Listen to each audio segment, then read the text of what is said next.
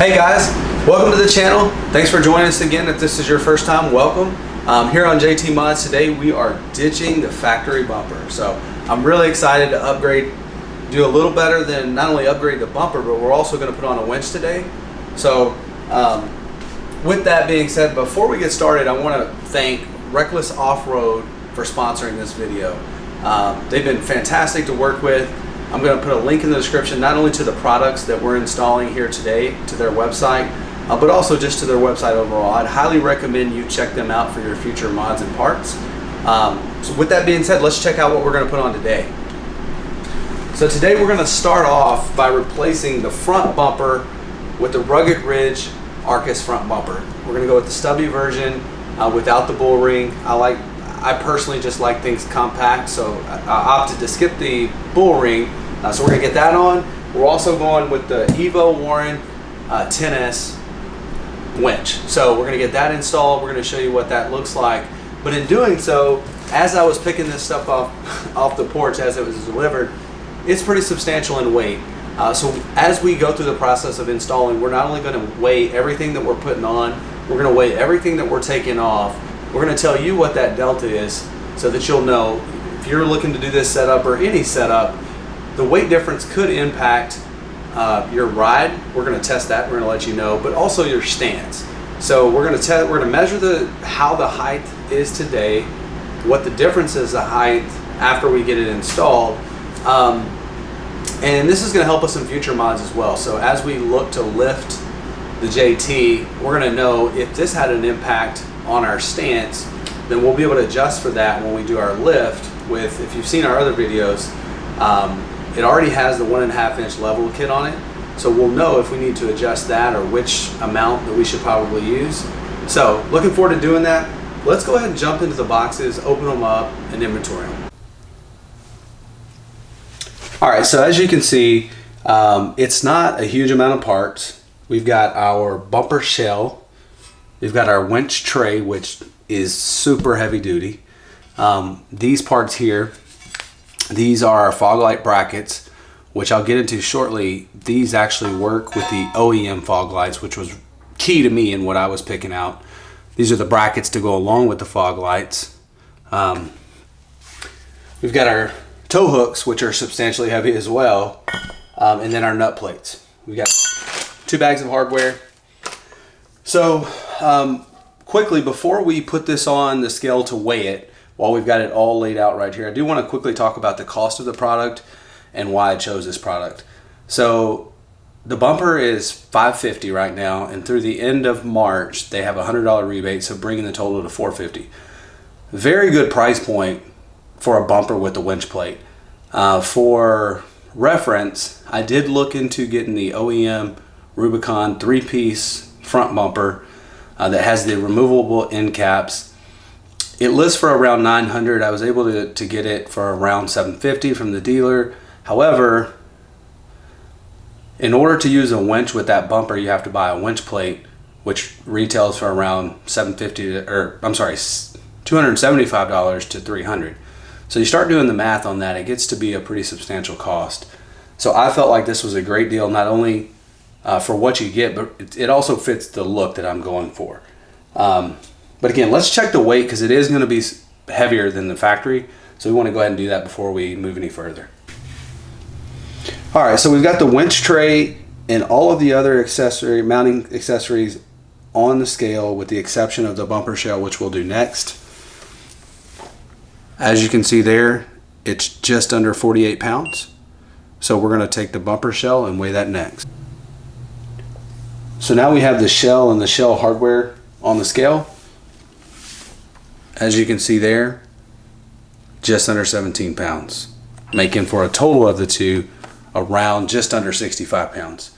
Now let's unbox the winch and weigh it as well. So we've got the Warren 10S, the Evo 10S winch. Let's run through the parts that came with it, and then I'll talk a little bit of why I selected this one. So you've got the winch motor and the winch itself. Got the wireless. This is the remote, the wireless remote, or the corded option. So this is the cord for it. You got the hook, fair lead.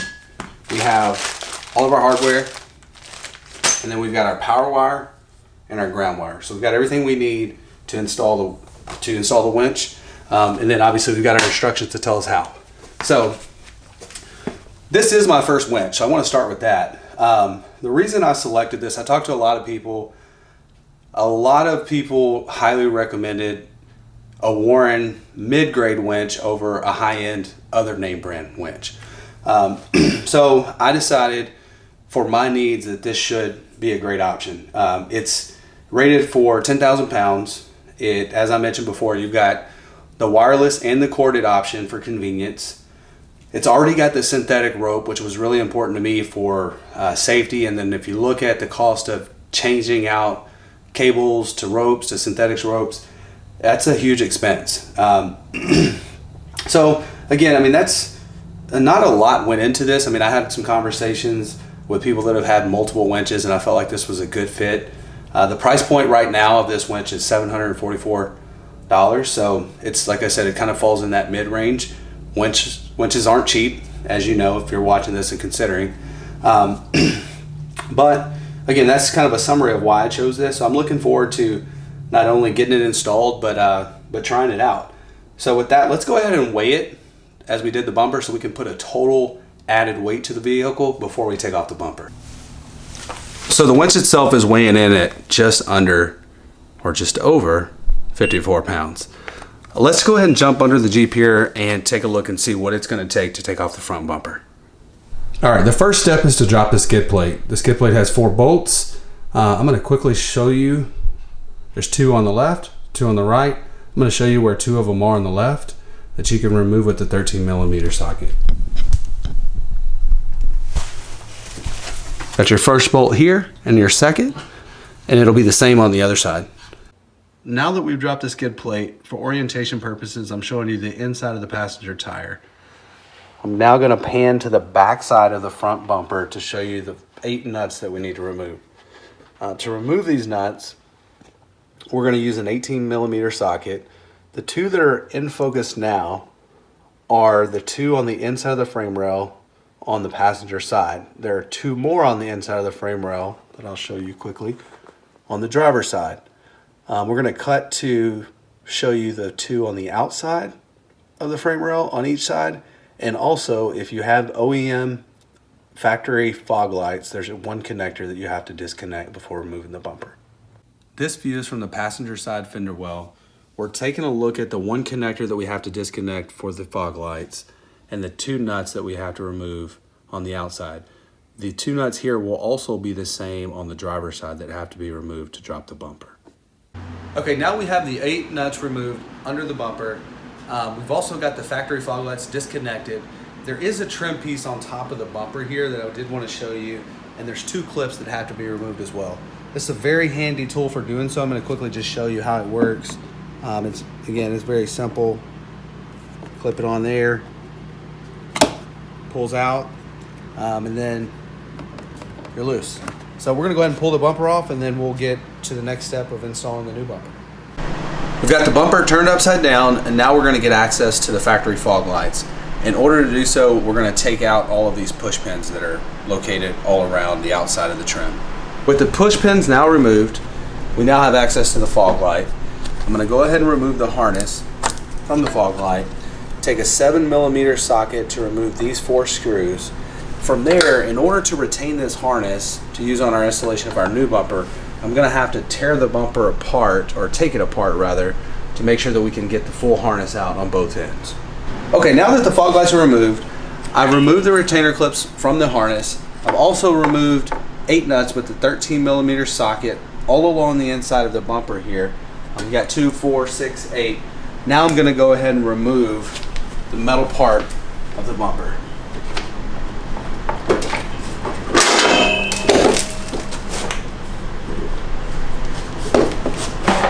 All right, and finally, this never-ending bumper removal, I think, is finally coming to an end. I think we have 24 more screws to remove with our 7mm socket to get this bumper apart. What we're having to do is split this apart so that we can get the harness out.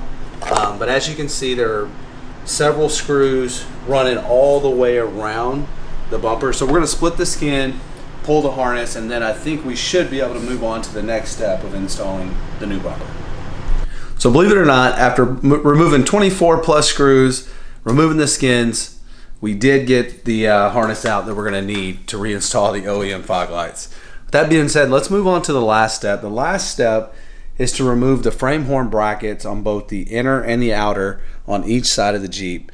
That's going to mean removing four bolts with the 16 millimeter socket. We're going to retain 2 of these bolts for the reinstall. The other parts that we've removed, we're going to go ahead and we're going to combine with our OEM factory and everything that we pulled off that's not going back on, so that we can figure out the difference in the delta of the new install versus the OEM. So let's go ahead and do that now and see the results. Okay, so we got the factory OEM bumper back together for weighing purposes. You may or may not be able to see, but inside of here we have it also housed all of the brackets, hardware, anything that's not going to be back installed, so we could get an accurate measurement. And as you can see here, we're right at 35 pounds. So if you remember earlier, when we weighed the new bumper and the winch and all of the mounting hardware that we're going to use, it was about 125 pounds total. So you take the difference, it's going to be the 125 minus the 35. We're only adding 90 pounds of sprung weight to the Jeep, which is actually way less than I thought. So I'm really happy with that setup combination. The look I was going for was with the stubby bumper. That probably helped save some weight. But overall, we'll see in the end if the 90 pounds does anything to our measurement from our tire to our wheel well. I don't anticipate that it will, or the drive. So I'm really glad that we went ahead and took the time to weigh it. I hope you find this information helpful as well. Okay, per the instructions, the first step of installing our bumper is going to be to install our OEM fog lights into the fog light brackets. One thing I want to point out with the instructions that came with my bumper call out the JL. I know it fits the JT, but it is also missing an install for the Rubicon. So we are following the instructions for the Sahara model, not the Sport model. And the reason for that is that the fog lights that come in the Sahara, at least per the instructions, match up a lot closer, or they are the same ones in the Rubicon versus the Sport model. It's not the same. So I do want to point that out. The other thing I want to point out from the instructions is the orientations of how you line up your fog lights to the brackets. So it's important that you take your nut plates, put them both on the inside like you can see here on the table. Make sure your support bracket is pointing up on the top. And once you set them like that, you'll know that the left bracket is for your left fog light, the right bracket is for your right fog light. Then all you have to do is take your fog lights, make sure that you got the heat sink up, mount it in. There's 4 screws with nuts. It's very simple. Mount that in. The nuts are 7 millimeter and the screw heads are actually a 2.5 millimeter Allen wrench. So I'm gonna, on the table here, get those mounted up and get ready to move on to the next step. Okay, so we've got our fog lights mounted up. This is just a mock mount so that we can run our wiring harness. We're gonna run our wiring harness under the grill. So we thought it'd be easier to remove the grill to do so that you get a good view of how we ran it. Just wanted to note, you don't have to remove the grill, but if you want to, we took our push pin puller, we removed 6 push pins across the top of the grill. From there, it just takes a slight tug on each corner. A quick release here, and the grill easily comes off. Here's how we routed ours. We tied it into the existing wiring harness that was there, came behind the back of the cross member, and zip tied it all the way along. There's plenty of room here to include the excess harness. Behind here we got it coiled up, and then we came finally over the frame rail and right to our light. So I'm really excited about where we are with the install. We finally got done taking off all the old parts, and it's always more fun putting on new parts. So we got the grill reinstalled. We've also installed the winch tray, but I did want to share with you just a little bit of information since we didn't record that. When you install it, you want to mount it, you want to push it from the bottom up we're gonna mount it here with the OEM hardware. Now we did have to use a little bit of a pry bar and a dead blow just to line it up, but it was not hard. It wasn't a struggle. So, but definitely come from the bottom up. We've got our 4 mounting slots here for the winch, and we've prepped the winch, but I did want to share with you real quick a tip for prepping your winch. So Warren does provide 10.9 hardware. That's really good hardware, so that'll be good to go. But the square nut that actually goes in here to mount, as you can see here, let me just talk about this quickly. This folds down on the winch tray that we just looked at. This nut is loose, so if you don't secure it in, when you go to mount this, this is gonna fall out, and you're gonna have to pick the winch up, keep putting it in, and it can be very frustrating, trust me. So what we did is snug this down to get the square nut where we want it, just like that. And then we came in with hot glue. You can also use RTV to hold that square nut in place. And as you can see, I just removed the bolt. It didn't move at all. So now we're ready to go ahead and install this, but also in preparation, very light preparation. Warren sends the winch pretty much ready to go. All we had to do was connect the ground harness, the ground wire, and we opted to add our own wire loom. It did not come with the kit, but we wanted to go ahead and protect the wires.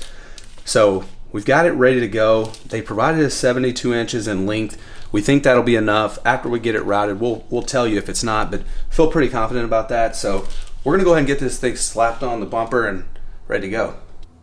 We now have the winch fully secured to the winch tray. We secured it with the 4 bolts that we showed you earlier with the 16mm socket. I did want to take a quick second to show you how we did our routing. It may work for you, it may not, but at least give you an idea to start. So we've got the positive and negative coming off the back of the winch. We went up and over the frame rail. From under the fender well, you can see this is where we went up into the engine bay.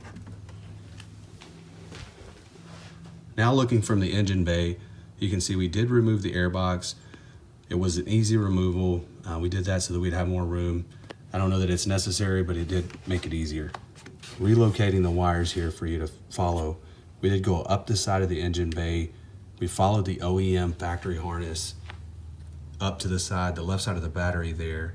And then as you can see, we've got the positive, or the negative and the positive ready to connect. We're not gonna connect till the end of the install. The other thing I would note is that Jeep did a really good job providing plenty of posts to connect accessories. So we'll be ready to go at the end once we get our bumper on. Okay, before we fully zip the bumper shell down, I did want to take a second to show you a couple things. First of all, highly recommend that you put the fair lead on before you put the bumper shell on. Use the 18 and a 19mm wrench to do that. The reason being, as you can see, you can't get back there to do it. So make sure you do that first so you don't have to pull it back off. Also want to show you these hooks. The way that you put on the shell, you have to pull the hook through the shell, and then after you do that, you'll be able to stab the shell bumper, and on the back side there's a nut plate. So that's why I haven't put this on. I wanted to show you. It goes here. So we're going to go ahead and put that in. We're going to zip both sides down, and then we're going to come back and show you how to install your OEM fog lights back in. Okay, so we're getting ready to reinstall the factory OEM fog lights. We are going to use our 55mm Torx bit to do that. It's the same bit that we used on the front to mount the inner part of the bumper shell. So if you remember, when we mounted the fog lights to the bracket has a nut plate on the back. We've got the heat sink up. So all we're going to do is reach around, put it in, stab the bolt. There's 2 on each side. There's 2 one in the top, one in the bottom. And then once we get those tightened down, just make sure you remember to connect your lights back to the harness that we've already installed, and it should be ready to go.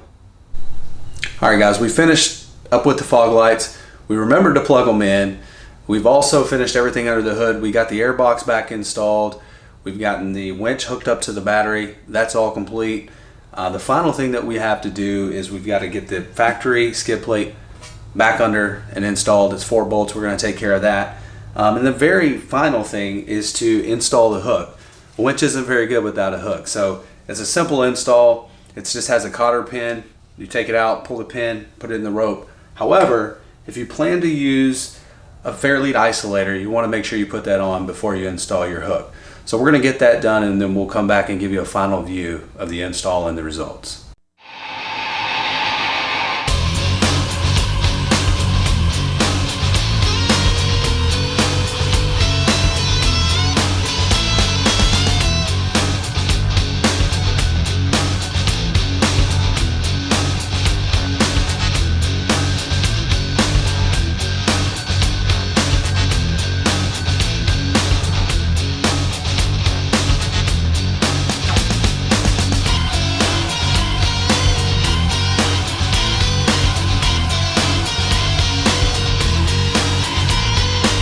Alright guys, as you can see, it's getting late in the day. We're going to go ahead and wrap the video up.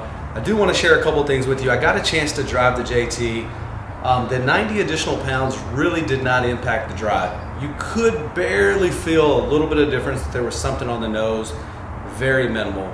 We also did measure the wheel well. There is no change in the measurement from the top of the tire to the wheel well for the additional 90 pounds. So again, overall, extremely happy with the setup. It's light, it's sleek, which is what I was going for, but it's capable for off-road with the winch mounted. So I feel really good about where we're at with that. With that being said, I want to thank Lewis from Reckless Off-Road again for sponsoring this video. I'm going to leave the link in the description for both the bumper and the winch. So if this is a setup there that you're interested in, or a different setup, make sure you check out recklessoffroad.com.